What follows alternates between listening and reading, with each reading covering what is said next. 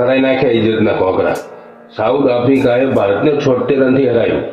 20માં 3 wicket ગુમાવ્યા પછી south આફ્રિકાએ 188 run મારી દીધા અને ભારત 27માં 3 વિકેટો ગુમાવી અને 111 નો ઓલ આઉટ થઈ ગયું। સાઉથ આફ્રિકાની 3 વિકેટ ગયા પછી ડેવિડ મિલર અને બ્રેવિસ આ બંને જણે જોરદાર પાર્ટનરશિપ કરી અને પાછી એ ટીચુક વાળી નહીં, હારામાં હારી રન રેટ થઈ। 11 ઓવરમાં સાઉથ આફ્રિકાએ 4 રન પાર કરી દીધા હતા અને ભારત 11 ઓવરમાં કેટલા હતો ખબર છે કોઈને? 57-58 રન।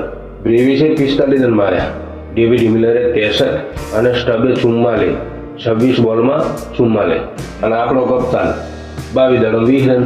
આપણે બધા લોકો વાતો કરતા હતા કે એક અભિષેક ઉપર આખી ટીમ છે, અભિષેક ઉપર નથી, આખી ટીમ ઈશાન કિશન ઉપર હતી।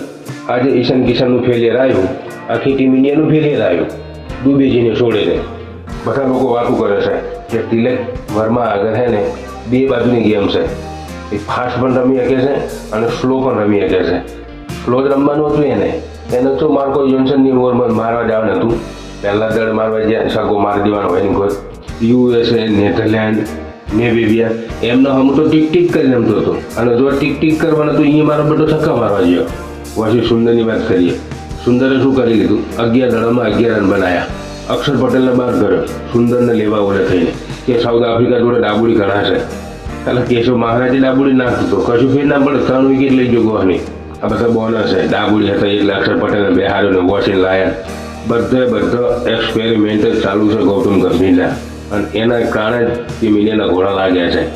હવે ભારત જોડે પાછળની 2 મેચો જીત્યા સિવાય કોઈ આરો નથી અને એ 2 મેચો જીતીને સેમીફાઇનલમાં જાય છે એનું કોઈ નક્કી નથી, કારણ કે ભારતની નેટ રન રેટ 3.8 માઇનસમાં છે।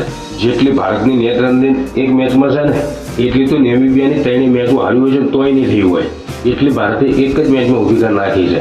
હવે ગણિત લગાવ્યા સિવાય કોઈ વાત જ નથી। ઇન્ડિયા ઝિમ્બાબ્વે અને વેસ્ટ ઇન્ડિઝ બેને હરાવી દે, સાઉથ આફ્રિકા વેસ્ટ ઇન્ડિઝ અને ઝિમ્બાબ્વેને હરાવી દે, તાણે આપણો મેર આવે। ચલો ઝિમ્બાબ્વેની તો વાત છોડો, પણ વેસ્ટ ઇન્ડિઝ સામે ભારતને ટક્કર હારામાં હારી મળશે, કારણ કે ભારત જોડે કોઈ બેટ જ નહીં હારું।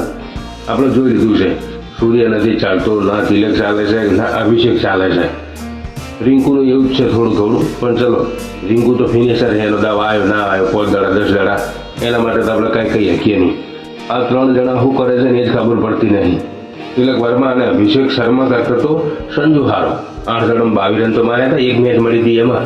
તમે કહેશો કે નાની ટીમ હતી, ભલે નાની ટીમ હતી, અભિષેક શર્મા નાની ટીમો સામે જ આઉટ થયો છે, આજ મોટી ટીમ આવી એમાં 15 કર્યા છે ખાલી। પાકિસ્તાન એટલે મોટી ટીમ છે, એ તુક્કાવાળી જ છે અને મને તો લાગે છે ભારતે તુક્કું મારીને ઝેરથી લાગે છે। બોલિંગમાં અર્શદીપ અને બુમરાહ આ 2 સિવાય કોઈનું સારું પ્રદર્શન રહ્યું નથી। આ 2 લોકોએ ઉપરથી જેટલું પ્રેશર આવ્યું હતું સાઉથ આફ્રિકાને એ બધું પ્રેશર નીચેના બોલરોએ રિલીઝ કરાવી નાખ્યું। વરુણ ચક્રવર્તી 4 ઓવરમાં 47 રન, 1 વિકેટ મળી, પણ 47 રન આલ્યા 47 રન। આ વર્લ્ડ કપમાં વરુણને બીજી મેચ 4 ઓવર નખાઈ છે, એમાં 47 રન આલ્યા। હાર્દિક પંડ્યા 4 ઓવરમાં 45 રન, શિવમ દુબે 2 ઓવરમાં 32 રન, વોશિંગ 2 ઓવર નખાઈને 70 રન આલ્યા કે તું ભાઈ તું રહેવા દે તારું કામ થઈ ગયું। અક્ષર પટેલ હતું 4 ઓવર ના નાખો ના, લોકોને એવું હતું કે અમે અક્ષરને ના રમાડીએ ને તોય અમે મેચ જીતી શકીએ છીએ અને અમે અભિષેકને ના રમાડીએ તોય મેચ જીતી શકીએ છીએ। કરી બતાવો હવે હેડો તમે જેવો ફાઇનલમાં પહોંચો છો જોઈએ છે। ઝિમ્બાબ્વેનું તો કોઈ કહેતો નથી, પણ વેસ્ટ ઇન્ડિઝ તમને બોગા પડાવશે ભારતીય ટીમને એ 100%ની વાત છે।